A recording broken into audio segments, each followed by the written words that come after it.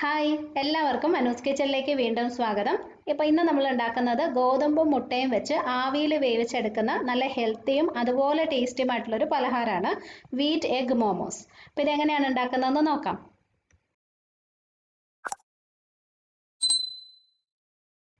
അപ്പോൾ ആദ്യം നമുക്ക് ഈ മോമോസിന് വേണ്ടിയിട്ടുള്ള മാവ് ഉണ്ടാക്കണം.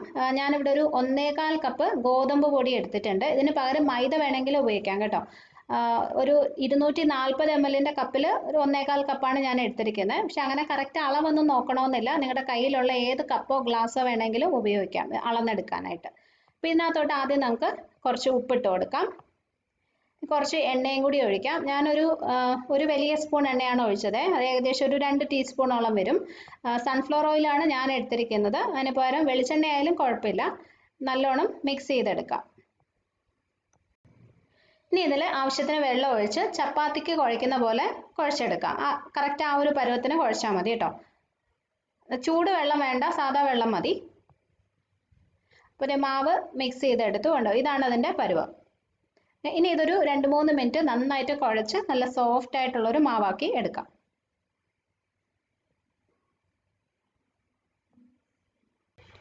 ഇതുപോലെ നല്ല സോഫ്റ്റ് ആയിട്ട് കുഴച്ചെടുക്കണം. ഇതിനൊരു 10-15 മിനിറ്റ് നമുക്കൊന്ന് മാറ്റി വയ്ക്കാം. ആ സമയം കൊണ്ട് ഫില്ലിംഗ് ഉണ്ടാക്കാം. അപ്പോൾ ഫില്ലിങ്ങിനായിട്ട് ഞാൻ എടുത്തിരിക്കുന്നത് ഒരു ചെറിയ സവോള ഇതുപോലെ നല്ല ചെറുതായിട്ട് കൊത്തി അരിഞ്ഞത്. ഞാനിതിപ്പം വെജിറ്റബിൾ ചോപ്പറിലിട്ടിട്ടാണ് ഇതുപോലെ കട്ട് ചെയ്തെടുത്തത്. ഏതായാലും നല്ല ചെറുതായിട്ട് അരിഞ്ഞെടുക്കണം കേട്ടോ.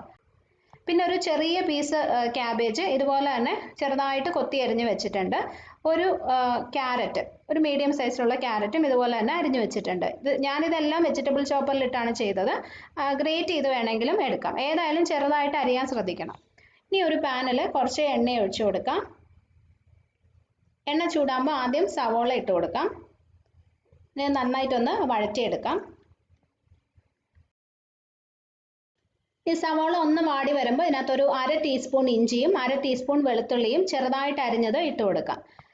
ഇഞ്ചിയുടെയും വെളുത്തുള്ളിയുടെയും അളവ് കൂടി പോകാതെ നോക്കണേ. കാരണം ഈ മോമോസിൻ്റെ ഫില്ലിങ്ങിൽ നമ്മൾ മസാലകളൊന്നും തന്നെ ചേർക്കില്ല. അപ്പോൾ അതുകൊണ്ട് ഇഞ്ചിയും വെളുത്തുള്ളിയും കൂടി കഴിഞ്ഞാൽ അതിൻ്റെ ആ ഒരു ചുവ ഒത്തിരി ഇങ്ങനെ മുന്നിട്ട് നിൽക്കും, അത് കുത്തുപോലെ തോന്നും. അത് കുറച്ച് ചേർത്താൽ മതി. അപ്പോൾ ഇതെല്ലാം ഒന്ന് നല്ലോണം വാടി അതിൻ്റെ പച്ചപ്പൊന്ന് മാറി വരണം.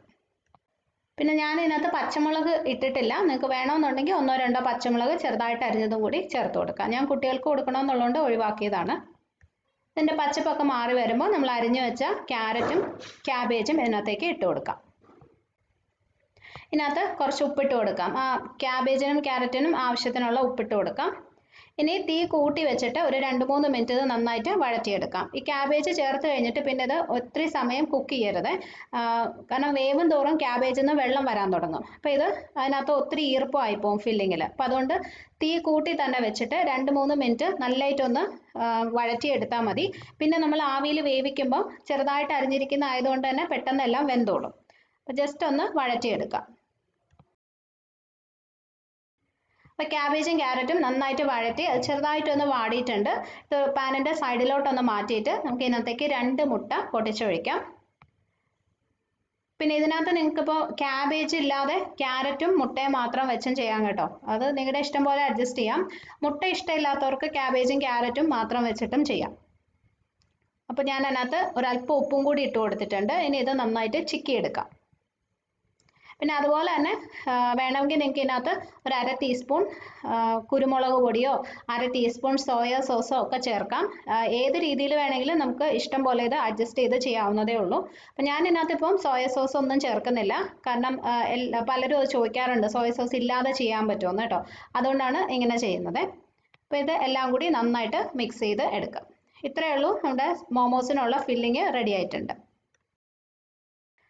നമ്മൾ നേരത്തെ റെഡിയാക്കി വെച്ച മാവ് കണ്ടോ, കുറച്ചും കൂടി നല്ല സോഫ്റ്റ് ആയിട്ട് സ്മൂത്ത് ആയിട്ട് വന്നിട്ടുണ്ട്. ഇതിനെ ഞാൻ 2 പീസ് ആക്കുവാണ്. 2 വലിയ പീസ് ആക്കിയിട്ട് വലുതായിട്ട് തന്നെ പരത്തി ചെറിയ ചെറിയ റൗണ്ട് ഷേപ്പിൽ കട്ട് ചെയ്തെടുക്കുവാണ്. അപ്പോൾ കുറച്ച് ഗോതമ്പ് പൊടി ഒന്ന് ഇട്ട് കൊടുക്കുക. എന്നിട്ട് പരത്തിയെടുക്കാം. ഒരുപാട് കനം കുറയോ വേണ്ട, എന്നാലും ഒത്തിരി കട്ടിയും വേണ്ട. ആ രീതിയിൽ ഒരു മീഡിയം തിക്നെസ്സിൽ വേണം പരത്തിയെടുക്കാം. ഒത്തിരി കനം കുറഞ്ഞു പോയാൽ നമ്മൾ ഫില്ലിംഗ് ഒക്കെ വെക്കുന്ന സമയത്ത് അത് പൊട്ടിപ്പോകാനുള്ള ചാൻസ് ഉണ്ട്. ഇതിൻ്റെ ഷേപ്പ് ഒന്നും നോക്കേണ്ട ആവശ്യമില്ല. പിന്നെ നമ്മൾ കട്ട് ചെയ്തെടുക്കുവാണല്ലോ. അപ്പോൾ അതുകൊണ്ട് എങ്ങനെയെങ്കിലും നമുക്ക് പരത്തിയാൽ മതി. അപ്പോൾ ഇതുപോലെ പരത്തിയെടുത്തിട്ടുണ്ട്. ഇനി എന്തെങ്കിലും ഒരു ബോട്ടിലിൻ്റെ ക്യാപ്പോ വെച്ചിട്ട് ഇതുപോലെ നമുക്ക് കട്ട് ചെയ്തെടുക്കാം.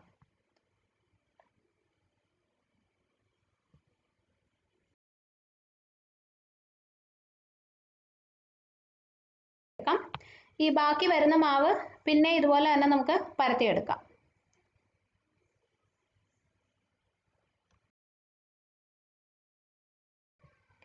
പിന്നെ ഞാനിത് എങ്ങനെയാണ് ഫില്ല് ചെയ്യുന്നതെന്ന് കാണിച്ചു തരാം. അപ്പോൾ നമ്മൾ കട്ട് ചെയ്ത് വെച്ചൊരു റൗണ്ട് എടുക്കാം. അതിനകത്തേക്ക് നമ്മൾ ആ മുട്ടയുടെ കൂട്ട് കുറച്ച് വെച്ച് കൊടുക്കാം. ഈ ഫില്ലിങ് ഒരുപാട് കുറഞ്ഞു പോകരുത് കേട്ടോ. നമ്മൾ കഴിക്കുമ്പം മാവ് കൂടുതലും മുട്ടയുടെ ആ ഒരു മസാല കുറവുമായിട്ട് തോന്നരുത്. അത് നടുക്കോട്ട് വെക്കാൻ നോക്കുക. എന്നിട്ട് രണ്ട് സൈഡിൽ നിന്നും ഇതിങ്ങനെ പിടിച്ച് ഒരു സൈഡിൽ അതിൻ്റെ പകുതി മാത്രം ഇങ്ങനെ പ്രസ് ചെയ്ത് കൊടുക്കുക.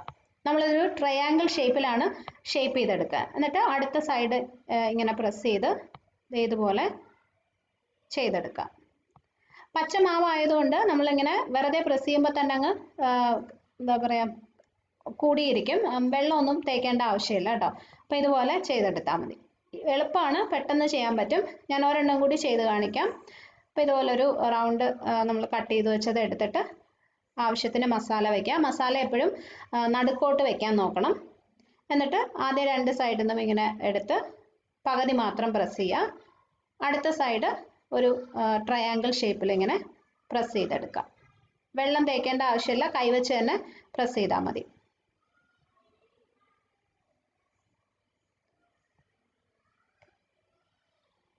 അപ്പോൾ ഇതുപോലെ എല്ലാം ചെയ്തെടുത്തിട്ടുണ്ട്. ഇനി നമുക്കിത് ആവിയിൽ വേവിച്ചെടുക്കാം.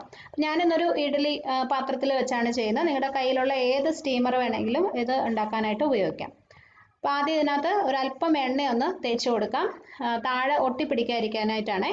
അല്ലെങ്കിൽ ആ മാവ് ചിലപ്പം നമ്മൾ എടുക്കുന്ന സമയത്ത് ഇതിൽ ഒട്ടിക്കിരിക്കും.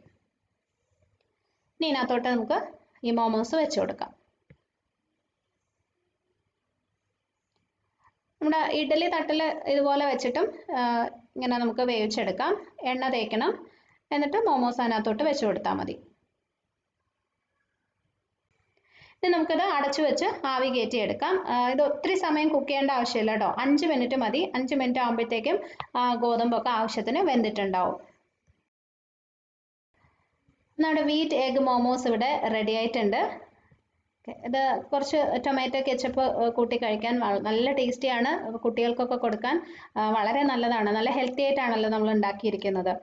പിന്നെ ഇത് എല്ലാവർക്കും ഉണ്ടാക്കാൻ പറ്റുന്ന ഒരു രീതിയിലാണ് ഞാൻ ചെയ്തിരിക്കുന്നത്. ഞാൻ നേരത്തെ പറഞ്ഞ പോലെ ഇതിനകത്ത് സോയ സോസും കുരുമുളക് പൊടിയൊക്കെ ചേർത്ത് വേണമെങ്കിലും നിങ്ങൾക്ക് ട്രൈ ചെയ്യാം. അപ്പോൾ നിങ്ങൾ ട്രൈ ചെയ്യുമ്പോൾ ഫീഡ്ബാക്ക് ഒക്കെ അറിയിക്കണം. ഇഷ്ടമാണെങ്കിൽ ഒന്ന് ഷെയർ ചെയ്തേക്കണേ.